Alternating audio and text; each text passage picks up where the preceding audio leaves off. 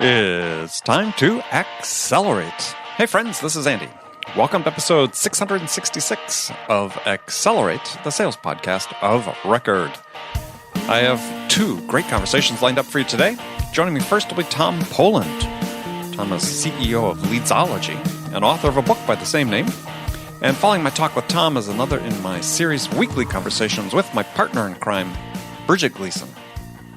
Today's show is brought to you in part by our friends at Discover.org. The Discover.org platform is a game changer for sales and marketing professionals. This feature-rich sales intelligence platform is supported by more than 250 researchers who continually update contact data and provide account-specific insights to help sales and marketing teams break ahead of the pack.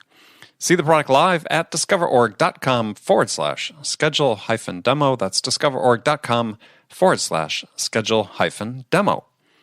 Okay, joining me on the first segment of Accelerate this week is Tom Poland. Tom is the author of a book by the name LEADSOLOGY, The Science of Being in Demand. And in our conversation, we talk about the practical steps that you can take to make sure that your sellers are having a higher fraction of their conversations with more highly qualified prospects. Okay, here we go. Tom Poland, welcome to the show. I'm a box of fluffy ducks. Thank you, Andy Paul. Well, there's an Australian statement for you. A box of fluffy ducks. I love it. It covers a multitude of experiences. It can be sort of, all warm and fluffy or full of shit and feathers. Yeah. No, I like it. A box of fluffy ducks. That's good. All right. That's going down in my book. I like good expressions like that. It's all yours. So it sounds like you have a four-legged companion assisting you today as well. I do. Monty, the marketing wonder dog, is my border collie friend. Mm-hmm. He's my marketing muse. If I need another idea, we hop out the back door and walk along the beach. And by the time I get back, he's given me another marketing idea. Well, that's perfect. So have you trained him to herd sheep and so on? There's no training required for that. Tell you what, he's great at a bunch. You give him a flock of seagulls, and he's like a pig in mud. He tries to herd them? Yes, indeed, yes. He's very annoyed when they take off the ground, too. It's not playing fair. That's right. You guys, come back. Well, that's fun. So, tell us a little bit about you. We're going to talk about your book, LEADSOLOGY, coming up, but tell us a little bit about your background. Background. I was born. Mm-hmm. How far back do you want to go? No, look, I cut my teeth in sales and marketing. Wow, 40 years ago now, actually. Yeah, 41 years ago. So I started really young, as you can tell, because I don't look a day over 40. I'm sure. Right, must have been 5-6 years old at the time. Yeah, and then I got into the corporate world and climbed the ladder as you sometimes do. Still in sales and marketing, and jumped out of that particular corporate cage, which, by the way, I very much enjoyed and benefited greatly from because they gave me fantastic training and disciplines. But started my own business again back in 1995, and have been doing something along a similar vein of sales and marketing, as I said, for close on 41 years now. And so what was the impetus to write your book, LEADSOLOGY? Yeah, it's a really good question, and I always answer with Rocky, I don't know, was it Rocky 1, 2, 3, 4, 5, 6, or 11? I don't know which one it was, but there's one scene in one of them where he wants to go back in the ring, and he's been beaten to a pulp in this last, and he's had a couple of years off, and he goes to his trainer and he says, whatever the trainer's name was, Bob, I got to get back in the ring. I want to fight again. And his trainer looks at him and says, Rocky, you're nuts. I mean, you got the crap beaten out of you last time. You're half dead. What do you got to do this for? Think of your wife. Think of your kids. You tell me one good reason why you got to do this. And Sylvester Stallone, who we all know is the most one-dimensional actor on the planet, but I still love him. He looks at sort of at the floor, and he looks at the ceiling, dramatic pause, and he looks back at the trainer and says, "It's in the basement." And I knew exactly what he meant, even though it was such a weird expression. It was it's just there, and it's got to come out. And so this is my third book, and the first book and the third book, it was just in the basement. The second book, I wrote it purely and simply as a lead generator, and it sold in its tens. I don't mean tens of thousands. So the third book was written because I just wanted to document what I was experiencing and help other people with that. But I also wanted to get new clients. Let's be honest, I'm not Mother Teresa. Yeah, but I mean, the fact is that the book, LEADSOLOGY, is about lead generation. I mean, there's no surprise there. It's interesting. As I was going through the book and reading it, is up front you have this conversion tool, I'll call it. It's 5 questions, 6 questions, your answers that sort of take you through your current situation, if you will, an assessment of some sorts. And I developed something similar years ago for customers as well. It was I call a lead deficit tool, and basically its idea is, if you're going to start this whole business of prospecting, you need to be able to quantify what the size of the challenge is before you put your plan together. And so I thought it was interesting to see something in your book that was so similar, because this is a step that so many companies miss. They think, okay, well, we're talking, mostly small and mid-sized businesses in our audience, but even for individual, solopreneurs, consultants as you work with a lot and so on, it's like, it's ready, fire, aim, right? Let's go prospect. And it's like, well, what are you looking for first? And how many do you need? And so on. And I think it was Michael Masterton wrote that book, Ready, Fire, Aim, and people get all excited about it. But it's a military term, as you probably know. Sure. If you're patrolling in the jungles of Vietnam and suddenly you're being shot upon, the first thing you do is you're always ready. And then you fire off some rounds, and then you figure out where the heck the fire is coming from, and then you aim. Mm-hmm. But the first thing you do is fire some rounds, which is fine if you're in an ambush in the South Vietnamese jungle. However, if you're in business, you're not being ambushed. Sit down and frickin' will think about how many leads you need. Work back from your ideal revenue target, how many consults you would need, in other words, how many leads you would need to generate, and then figure out how you're going to do that. So that's. We should really be doing more of the ready, aim, fire, I think. Yeah. Well, and I think that this is something, again, for people that are interested, we'll give people information on getting your book after we finish talking. But I think this is, a really key part in it. And again, the one that's just so overlooked, but it's just so essential, is know what you're trying to do first. I have an idea of what you're trying to accomplish, because this will dictate your strategy as much as anything. And it'll tell you if you need to change your strategy. Yeah, that's right. I call it the one number, as you know from the book, the one number. So this is the one number that's more important to your business than any other single number, and that number is how many leads have you generated. And my definition of a lead is probably different to most people's. So for professionals, it's how many people are you speaking to each week that have made an inquiry about becoming a client. Mm-hmm. And everything must pivot around that one number, because those inquiries are like oxygen to your body. You don't get oxygen, you die. You don't get leads, your business dies. So the one number, I tell people to emblaze it on the inside of their forehead, which is impossible, of course, but metaphorically speaking, stick it on the sun visor of your car, stick it in your bathroom mirror. That one number, how many inquiries do I need every week to really rock and roll with this business? Yeah, and I phrase this, how many sales conversations. I mean, it's not just somebody that raises their hand and say, I'm interested. It has to go beyond that. It has to be somebody that, as you said, there's an inquiry, there's somebody that's on a path to make a decision. And because that's what your conversion rate's based off. Your conversion rate's based off your qualified leads. Now, you're not going to win 100% of your qualified leads. So how many of those qualified leads do you need? Yeah, and you need to know what those penalties are. You said you're not going to convert. You never convert 100%. You can get it pretty high if you fully qualify a lead, and that lead has had an immersive experience of your brand, such as an event or read your book. Or an immersive experience means not just downloading a one-page shiny thing, but they've been to something, or they've invested their time in something that you've offered them, right?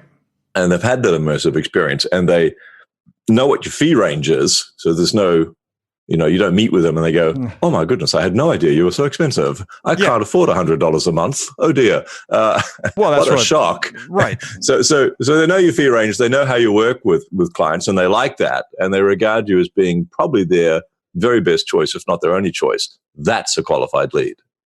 Well, and this is so great that you're talking about this, because not many people understand that. I mean, I talk with people all the time about what qualification means, and they tend to think, well, they do the whole BANT thing, right? Do you have budget, authority, need, time frame? If we've identified those, we're perfect. You're qualified to buy. And it's like, well, let's hold up just a second, because first of all, that's sort of a first call, giving yourself permission to have a second call type qualification. That's not qualifying them as a qualified prospect. I mean, that you may be past your discovery stage before you fully qualify somebody as a prospect to buy your product or service.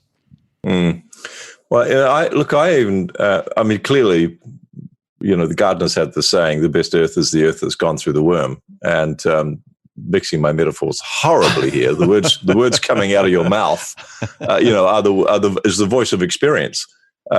Because once you've done what I did a number of years ago, I did an event and I got 23 quote unquote leads, and I spoke with 23 quote unquote prospects, and turns out every single one of them were broke.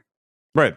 So that's when I sat down. I thought, well, this sucks. I'm wasting their time as well. Sure. They're frustrated and disappointed they can't work with me. I'm frustrated and disappointed. Let's stop doing this. Let's put filters into place so the only people we're speaking to know what my fees are and they know how I work with clients and they regard me, if not as their most desirable choice, then possibly their only choice. And then that would be a really good idea to talk. But up until then, probably not so good.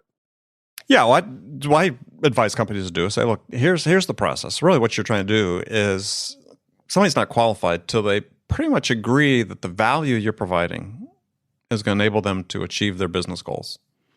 And so to do that, you do have to talk about fees. You do have to quantify what in their minds is the value of the business objectives they're trying to achieve. And as long as they look at what the investment is in you and says, okay, that seems like that'll work. Doesn't mean they love your price. Doesn't mean, but what you've done is you've said, okay, this is what you're trying to achieve. I linked my value to your goals. We agreed it's worth talking some more. And I've clearly demonstrated a return on investment. It's not final. You may still talk about price. You still have to do a proposal and so on and so forth, statement of work and all that stuff. But you're in that ballpark and you've given yourself permission to say, okay, this is worth spending time in. Yeah, and added into that mix, you've demonstrated to them in clear, specific, rational, and logical terms why you would be the number one choice. Well, yes. Well, and that sort of that mix of both the desirable differentiation, as I call it. Coco Chanel said, in order to be indispensable, one must be different. Right. But it can't just be different as in, I scratch my ear while I talk with you. It's got to be desirable differentiation, because I could stand on my head and say, come over here and spend the money with me. That would be different, but it's not particularly desirable. So desirable differentiation, and that's why I say people need to have an immersive experience before, as a professional, before they should be talking to you about becoming a client. It shouldn't simply be they saw a banner ad on Facebook and they're talking to you the next day. They should go through this filter where they have to register or buy something, register for a meeting or buy a book or something. Be prepared to sit down and experience your brand in an engaging, interesting, and motivational manner, which is down to you as the provider, and then propose. Otherwise, it's what I call Hugh Jackman marketing. Should I? Yes, and also I did a really stupid thing once. Do you like Hugh Jackman or not? Well, apparently he's been voted by some magazine as the world's most irresistible man like 3 years in a row. So he's doing something right. I made a big mistake. I found that out afterwards, but I said to my wife one morning, he's a New Yorker now. He lives here. He's a New Yorker now? You can have him for a while. We want him back later. I said to my wife one morning, I'm just curious, who would you say is the world's most irresistible man? Present company excluded, right? Well, she looked at me and said, well, of course you are, Tom. And I thought, I said to her, I'm bald, I got a pot belly, I'm wrinkled. Who could not fall in love with that at first sight? Anyway, I said, cut the BS, who is it? And she mentioned a couple of names, but there was no real spark in her eyes. And eventually she came up with, she said, I know, Hugh Jackman. And she immediately starts sort of fanning her face as it gets all red and flushed. And I said, well, tell me this. If there was a knock at the door and you answered it and it was Hugh Jackman, and he suddenly dropped to one knee and he said, it's my wife's name. He said, you don't know me, but my name's Hugh Jackman. And he opened up this red velvet box and there was $1 million diamond ring in it. And he said, would you make me the happiest man on the earth? Would you run away with me and marry me? What would you say? And my wife looks at me and says, well, I love you, right? Yeah, and I know where this is going too. And she said, well, you'll probably never see me again. I mean, the guy can sing, he can dance, he's good looking, he's got a body Adonis would die for, he makes $1 million a week, and apparently he's a really nice all-round guy. I said, I said, sweetie, don't apologize. If I'd answered the door and he'd proposed to me, I probably would have gone. And I'm not even gay. I mean, he's irresistible. But most people are doing their marketing like they're Hugh Jackman. Right. It's like, here's my business card. Shall we talk about doing business? Connected on LinkedIn. Hey, you know what? We do SEO work. Would you like some? So it's Hugh Jackman marketing. It's like, I'm irresistible. Take me. But we're not Hugh Jackman. And Andy, I looked up on LinkedIn, and there's a Jack Human. We're more like Jack Human. Jack is the manager of a Nando's chicken restaurant in Doncaster, England.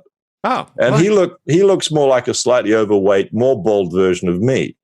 And I'm sure he's a lovely guy, but if he's the guy knocking on the front door, my wife would have come back. And we got to do our marketing more like we're Jack Human than Hugh Jackman. We got to give people a chance to date us, to get to know that, beauty is not skin deep, before we propose that they talk to us about becoming a client. Yeah, well, and this speaks to this whole topic we're talking about in terms of qualification, is that it's qualification something that goes on throughout almost the entire sales process. And you may not fully qualify someone till you're ready to propose or not propose to them. It could take that long, and that's okay. Yeah. But it should be reflected as such in your forecast, as it shouldn't be, as most companies do, is, if you reach the proposal stage in your forecast, that means, I've got an 80% chance of closing this business, which is ludicrous, because one has nothing to do with the other. I mean, especially if there are 3 or 4 competitors, you can't all have an 80% chance of closing the business.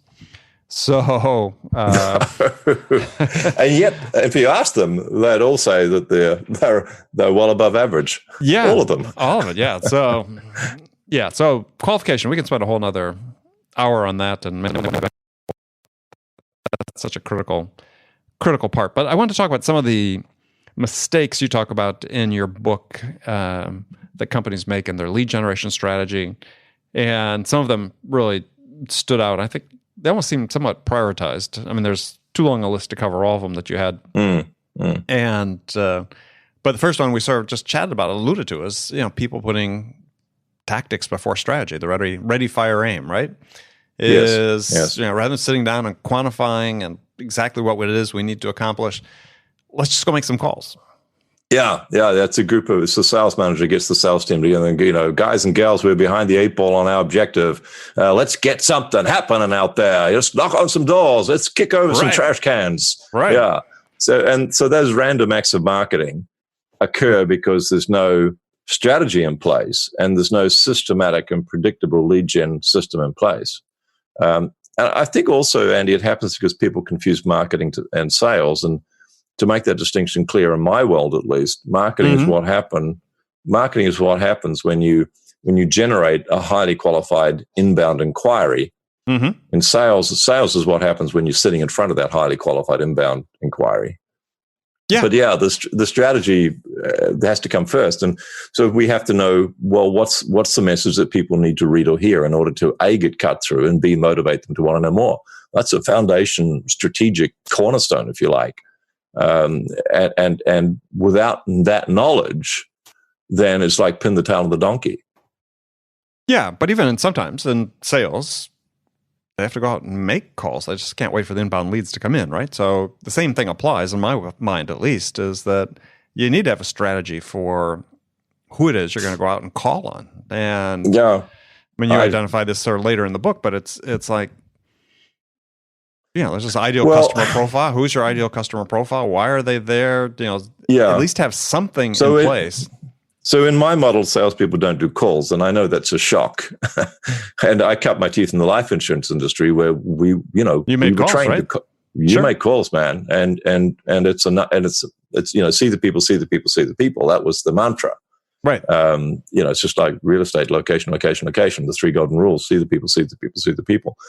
But it took me too long in that industry to figure out that really it was see the right people, see the right people, see the right people. And one thing I noticed, Andy, which is not in my last book, but it's in my next book, is that the fundamental reason why almost all marketing fails, assuming that you've got the strategy right, is that every single day you and I wake up and we do what we want to do.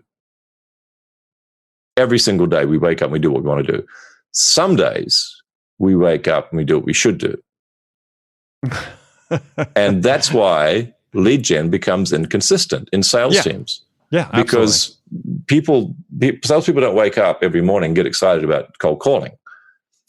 But they wake up and get excited if there are meetings already booked from people who are highly qualified who want to know more about working with them.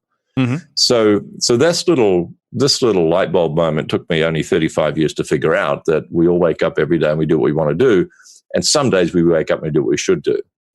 So I believe that what effective marketing does is it has the salesperson in front of highly qualified prospects almost all the time without them having to go out and certainly do cold calls. Little metaphor for you. I mean, that's sort of a, well, before you get to your metaphors. Okay. But that's sort of a utopian world, though, right? I mean, I wrote that in my second book, which was, in an ideal world, sales doesn't have to make cold calls because marketing is doing, as you say, is creating a sufficient flow of highly targeted leads that become qualified. But it's more than a utopian world. I'll tell you how it works. Do you want to know how it works? Sure. Okay. And I'm not trying to be a smart ass because, as I said, it took me 35 years to figure this out. And it's only with the advent of contractors. So let me introduce you to MD. MD is his initials, not his real name, because he's my little gold mine and I don't want other people Googling him.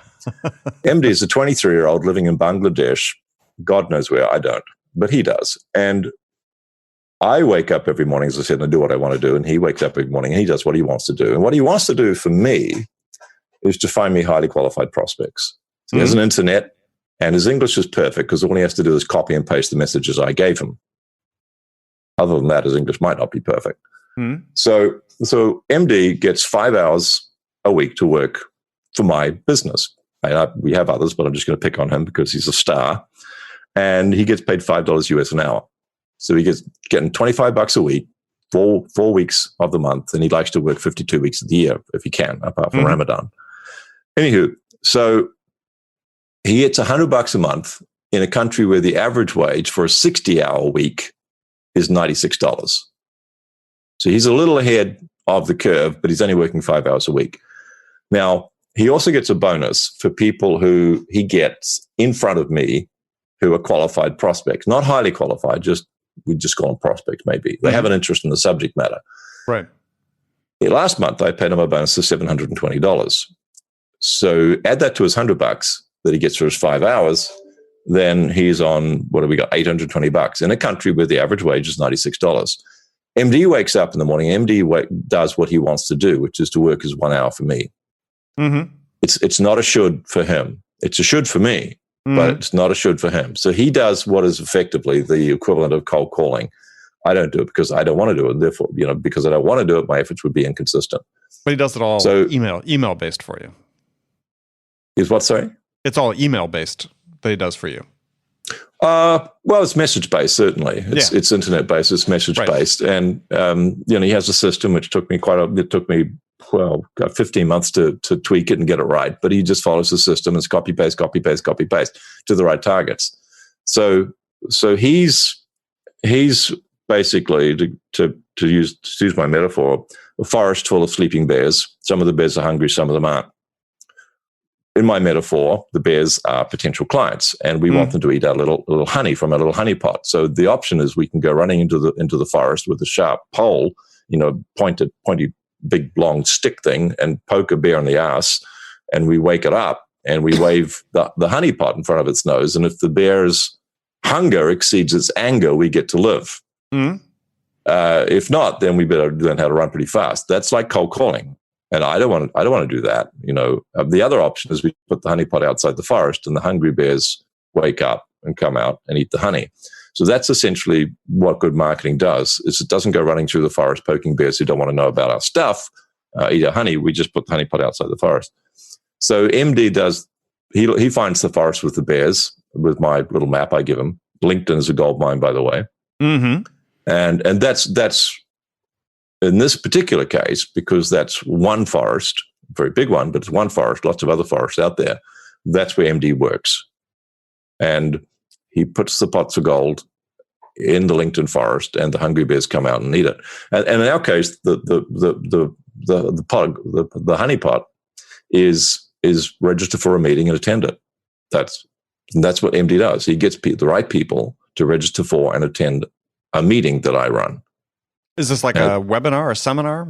Yeah, it's an online event. It's webcams on. It's exclusive. It's small because the problem with webinars is you've got 200 people there and they all feel they're anonymous, and so they're checking their emails and checking their Facebook feeds. And if you say something that might be interested, they'll have one ear open. But if they have a really good email, they might miss it completely. So when you have a smaller meeting and the webcams are on, it's engaged, and it's very difficult for people to. So small, quantify small. Yeah, I think video conference. Quantify small, 6 to 8 people. Okay. No more, but highly qualified. Well, no, sorry, not highly qualified, carefully selected. Right. Carefully selected. We know what their role is. We know they're interested in our honeypot. In my case, it's lead generation. And the value proposition to attend the meeting is very direct. It's not come to a free training webinar, which really means it's the sales trap wrapped up in training. It's, look, if you're interested in lead gen, I've got a model that I can show you. It's going to be a live demonstration. We'll show you in real time how it's working, why it's working, and who it's working with. If you're interested, click here, and we'll see you on the call. By the way, there's only going to be a maximum of 6 people there, and it's webcams on. So people come in knowing it's webcams on, that it's not going to be one of these meetings that I can hide in. And people are getting 12.5% attendance rates of webinars these days. It used to be 40%. Right. Because we've told people, hey, there's going to be replays, don't. Basically, we've programmed people not to turn up because there's going to be a replay. No one listens to the freaking replay. Who's going to sit there for an hour with a video on a computer where there's so many other distractions? So by running these little things I call them boardroom briefings, we get contractors at $5 an hour plus their bonus to drive carefully selected people to these intimate, highly engaging meetings. And from at the end of that, having given our prospects a date and having not proposed on first sight like Hugh Jackman, we've given them that immersive experience of our brand, built credibility, established differentiation, and then we've proposed that if they meet the criteria, reverse psychology, then we should talk. All right. So how often do you do these conversations? These video? Well, what I recommend for my clients is they do one of these a week. I can do 3, but the thing is, Andy, the beauty about the system is, MD's there, and this, as I said, I don't know where it is in Bangladesh, but do you think people start noticing that this guy is like driving a Rolls Royce all of a sudden? Because, I don't know what he's driving, but they, family know that this guy's onto something. He's got this private little gold mine called LEADSOLOGY that he works for 5 hours a week, and he's earning, something like 8.5 times the national average for other people who are working 60 hours a week. So how many contractors do you want? How many leads do you want? Because it's a big old world out there in my industry. And it's sure, I have a merger and acquisition consultant who's a client in London. He works mostly in Western Europe and North America. So his ticket price for a sale is around $250,000. So he doesn't have the massive forest of hungry bears that I have. Sure. But he's still got the forest, and he's still using a contractor, and he's still running a meeting once a week. Even if you have 1 or 2 people, he doesn't need too many at those weekly meetings in order for him to have a full pipeline. Well, that's so funny you talk about this because, I used to use this method 40 years ago myself. Really? And yeah. So what I would do, I was working for my first professional job out of college, working for a company called Burroughs at the time, second largest computer company in the world. Right. And in my branch office, I learned this from a senior guy in the office because we all had to go out and spend like 6 months making cold calls and Yippee! Making 30, 40 calls a day and pounding the streets. And this was in the San Francisco Bay Area. And I finally looked at Gary and it's like, well, Gary is crushing it. He's not doing this. What's he doing? And he was been there for a number of years, and he just never seemed like he worked more than he had to. Everything under control. And I said, so Gary, tell me your system here. And so what he'd do is he'd send out. Again, we're talking, pre-email, everything else. But he would, go in the business directories for his line of business that he worked, and he worked law firms, I think, and if I remember correctly. And he would send out like 10 postcards a week, inviting people to a seminar in our branch office. And so he's never going to get more than 3 or 4. They'd come in, he would give a demonstration, and it'd be, specifically geared for law firms and the application.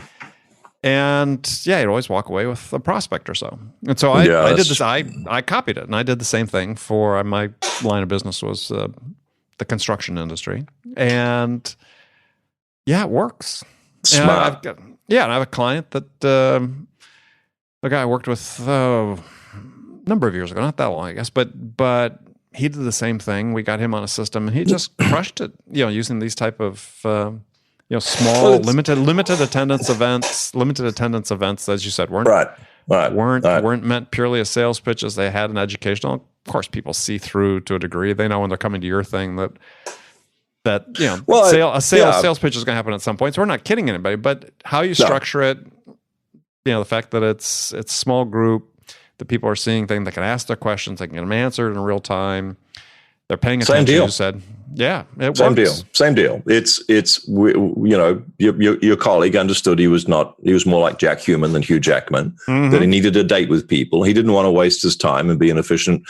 Again, mixing my metaphors, but running through the forest, poking bears that weren't hungry in the arse. Right. So he created an immersive experience. He put the honeypots out there, the postcards for the honeypots, and the interested hungry bears woke up and came out to the forest into his office and had a look at the demo. So it's exactly the same principle, and it fits perfectly with my little metaphor, which is nice since this is a live interview. Well, it's an interview at least, which will be reproduced, published, I should say. So it's the same deal, and so it's interesting to know that all the years ago in San Francisco, and I don't think it was any different in caveman times. You're wanting to sell, I don't know, a dead saber-toothed tiger, stick the thing on the barbecue and start flogging some steaks. Give people a taste and experience. It's the pink teaspoon at the ice cream counter. Would you like to sample our coconut ripple? Oh, yeah, that's rather nice. I'll have one, please. There's all sorts of psychology that comes into play here. And we're not even talking about differentiation, but just look at reciprocity. It's one of the most powerful psychological surges in the human unconscious. The moment we do something for someone, such as put on an event and give them an interesting educational, hopefully motivational experience, they're going to feel unconsciously bound to buy our product versus someone else's, all other things being equal.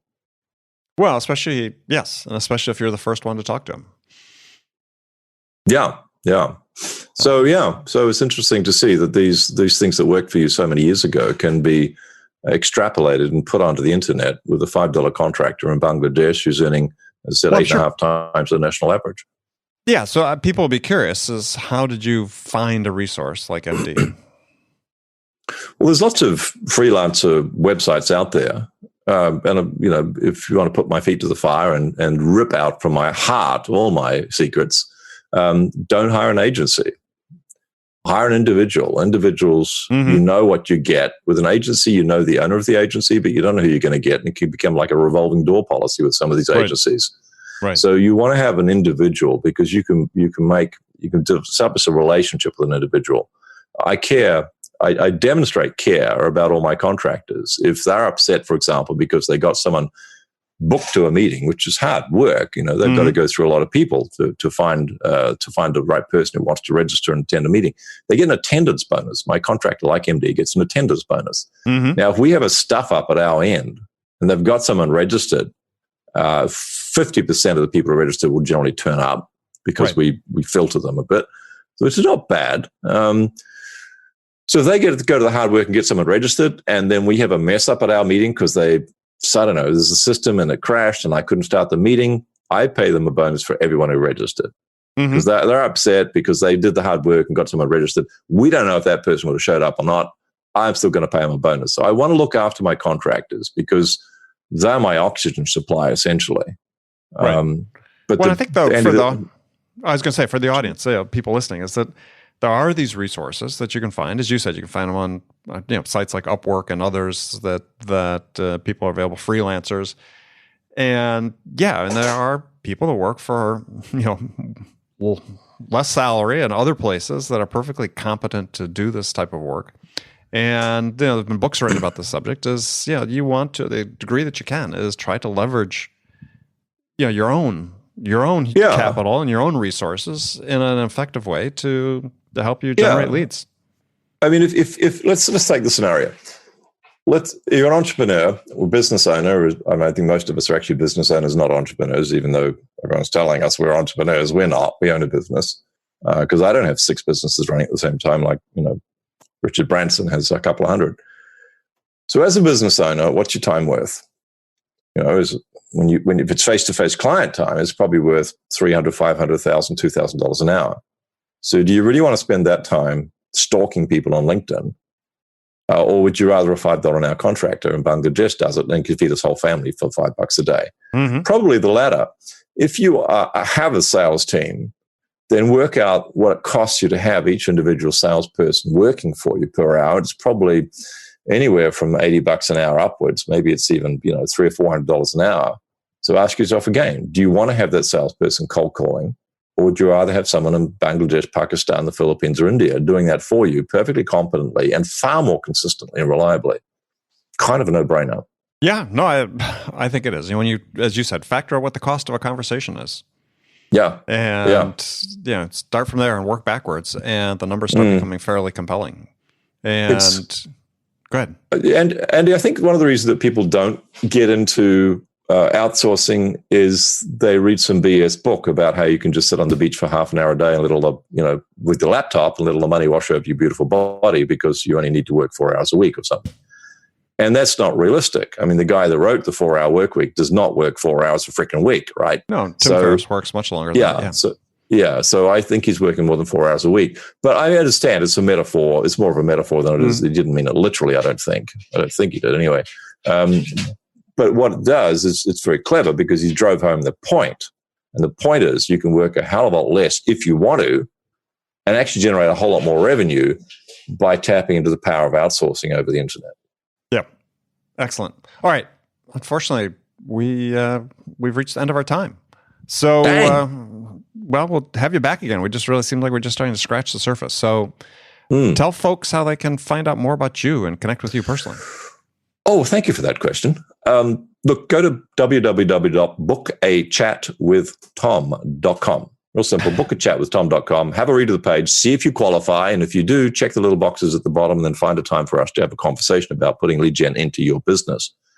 Everything's explained on there, including my fee range and how I work with clients. So as you would hope, given that I've suggested that's what you'd be doing as an audience member. But the other place people can go is just check out the main website, which is leadsology.guru.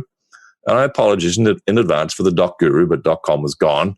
Leadsology.guru. There's lots of free stuff there. So there's probably two pretty good, pretty relevant resources, Andy.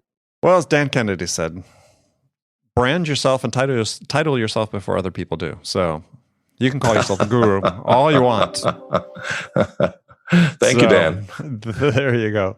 All right, Tom Poland, thank you very much. And we look forward to talking to you again soon. Thanks, Andy. It's been very, very interesting. Thank you. Thank you. Thank you, Tom. Again, that was Tom Poland, author of Leadsology, The Science of Being in Demand. Joining me next, as always at this time, is my friend Bridget Gleason, Vice President of Sales at logs.io. And today, Bridget and I are going to tackle a simple topic. Should AEs, account executives, be expected to prospect? I mean, some companies are eliminating their SDR role and putting prospecting back in the hands of their AEs. So the overarching question is, should sales continue down the path toward hyper-specialization of sales roles? Or is the lifecycle sales rep making a comeback? All right, let's jump into it. Bridget, how are you doing? Captain Andy. I'm going to call you Captain Andy because it just seems right. Captain Andy, Captain Fantastic. Yeah. Well, that's right. Maybe I look like Popeye. My muscular forearms. Yeah, I don't think so. That's funny. Yeah. I just joined a gym. Yeah, I getting to that age where I can feel myself losing strength by the day. Even though, I'm out running half marathons and biking, hundreds of miles and so on. It's like in my arms, it's like, God, I need to get some strength back. So I don't have to, ask go find a teenager to open up a jar for me. Yeah. Gosh, where has the time gone? Where's the time gone? I don't know. I prefer not to think about it. Just focus on what's coming. Yep. All this opportunity we have, right? Today is another opportunity to succeed. It is. To thrive, to succeed. That's right. So speaking of which, as sort of a clumsy segue into today's topic, is, Yeah, I'd written about this recently too. Is I'd been on another one of the conferences I go to and overheard an account executive, and maybe preface this just by saying, really interested in your feedback on this, because an account exec telling a group of friends or whatever that his manager had told him that, if he wasn't, the times when during the day when he wasn't completely busy, he should be prospecting. And this guy was sort of smirking at the idea that would be expected of him as an account executive. And it reminded me of this one company where I had helped out, where the management team as a startup, and they'd invested in bringing in an expensive sales professional to build an early book of business, help build the team. And I don't know, I think they lasted less than 6 months together. And he told me, that they weren't prepared to support, quote unquote, support someone at his level. And the company said basically, the guy wouldn't prospect. And it just sort of struck me. And there are other stories like that I've heard about in conversations with people is that, should AEs be prospecting? And not just in SaaS companies, but in general, there's this cold calling, no cold calling debate that goes on ad nauseum in sales. But I don't know. It seems like there's sort of a coming inflection point, which sort of makes this a little more urgent. So yeah, it's just interesting your feedback on that, because I know some people are. I was talking to some people at another conference recently that are saying, hey, and you and I talked about this a few weeks ago, is companies saying, hey, we're getting rid of SDRs. We're going to, AEs will be prospecting. We might bring in some tools, technology to help. But it's just, we're seeing the sea change. And I sort of find it interesting. There's this group of AEs, I don't know, how big, saying, that's just not my job, right? I don't prospect. But sort of following up the conversation you and I had last week about sort of low close rates, I was sort of picturing this, hey, we've got a changing world, sales model changes, and suddenly you've got an account exec that says, well, I don't prospect and I don't close very high percentage of my orders. What good am I to anybody? That's not how they think about it. Oh, I know, but I'm saying, should they be? I mean, the world's changing, and I'm just wondering whether this idea we have, the sort of the hyper specialization of roles in sales, is, I see it changing already based on some of the conversations I'm having with companies that I have a fair number every week. Are we doing a disservice to AEs by keeping them so specialized from a career standpoint? Okay, so I guess I don't think specialization is actually so much the problem. Okay. Yeah, that's why I'm interested in your perspective on this, because it's it's okay that there's specialization. That's fine. You get sort of in this repetition of tasks. That's fine. I would say for an AE though, do you want to hit your number? Do you want to make sure that you have more control than we talked about this last time? One, I'd get really good at closing deals. And two, I'd get really good at prospecting into target accounts. You don't have to do a lot, but I would do some for sure. And so I hear it all the time. Well, it's not my job. SDR should be doing it, marketing. Okay, great. Super. At the end of the day, what? Do you want to bring home the money or not? Like, complain all you want. Complain all you want. But I just... You got to do what you got to do. Right? I mean, I think that's always been my theory, right? Yes. You've got to do what you've got to do. But there seems to be this militancy, whatever the correct usage is, on the part of AEs that I hear about anecdotally, that I overhear sometimes directly, that as if that part of their life, the idea of actually prospecting has gone forever, and I'm like, yeah, I think you're setting yourself up for a fall if you think that's the case. I totally agree. I completely agree. And it's funny because most of the many of the reps who I talk to and hire, they'll often say, oh, yeah, I prospect. I understand how important it is. But when push comes to shove, more likely than not, they've got just the belief that leads are my right. I am entitled to them, high quality, and give them to me. And it's like, sorry, okay, we can go pass a bill, go to Congress, do whatever you need. But until then, right. I think you might as well just get out there and prospect. So for me, it's like an argument I wouldn't even need to get into. I've got a certain amount of money I want to make. I want to have a certain amount of control over it. I want as few people as possible. I'm phrasing it maybe the wrong way. There's a certain amount of dependency that you're going to need to have. But I am also going to increase my own chances. Yeah, you're going to reduce your dependency. 100%. Yeah. Yes. Well, I mean, yeah, I think that is so part and parcel of being in sales is how do you mitigate your risks?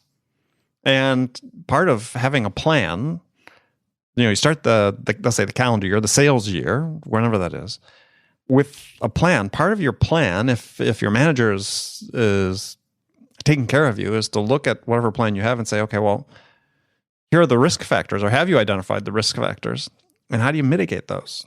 And if one of the risk factors is, I assume I'm going to get X number of leads handed on a platter to me. Okay, well, how are you going to mitigate that risk? And oftentimes that means going and prospecting yourself. Yes, and the reps that I have, my top performing reps are always prospecting. Love it. And they'll say, I mean, they're always, it's not like they're prospecting all the time, but it's part of what they do daily, weekly. It's just part of it. And they don't talk about it. They just do it.